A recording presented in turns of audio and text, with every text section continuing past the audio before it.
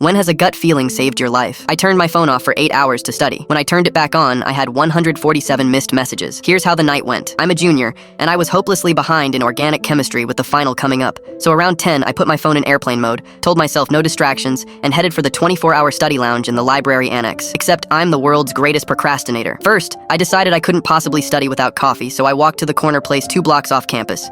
Then, halfway to the library, I realized I'd left my calculator back at my building, so I turned around and went back for it. That's when my bed looked incredible. It was only 11:30, my study session could start at 1, so I figured I'd lie down for a bit. But something about that coffee sat wrong. My stomach started churning, real chest-tight nausea, and after 20 minutes I gave up on the nap and went down the hall to the bathroom. On the way, I passed a guy in the stairwell landing, older than us, maybe 30, hood up, hands in his jacket pocket. I stopped and asked if he had any antacids, because I genuinely thought I was about to be sick. He didn't answer. He just stared at me and said, "Keep moving." I remember thinking he was rude, and that was it. I kept moving. I never actually threw up. I stood in that bathroom for 10 minutes waiting to, and nothing happened. So around midnight I said forget it, grabbed my bag, and finally walked over to the library annex to study. I sat there until almost 8 in the morning. Somewhere around 7:45 I took a break and turned my phone off airplane mode. It didn't stop buzzing for 4 straight minutes. 147 messages. My mom, 20-something times. My dad, my sister, friends I hadn't talked to in a year. Every single one asking the same thing. Are you okay? Please answer. Please just tell me you're alive. Here's the part I left out. My building is the graduate housing annex, and my floor is almost all international students. The guy on that landing didn't live there. He wasn't anyone's guest either. He'd come to that building looking for one specific person, a woman who'd gotten a restraining order against him 3 weeks earlier.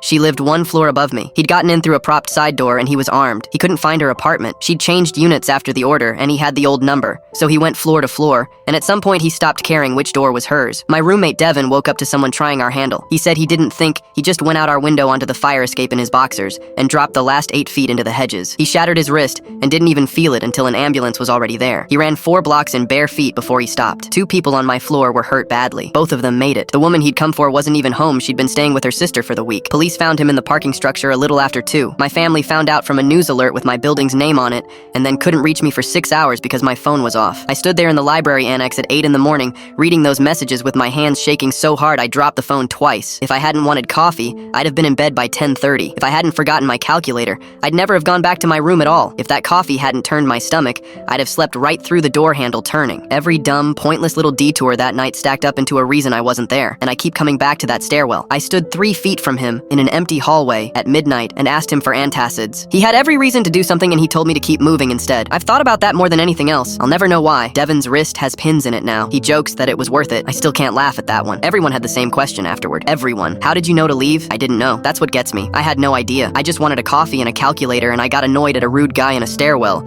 and somehow that added up to me still being here.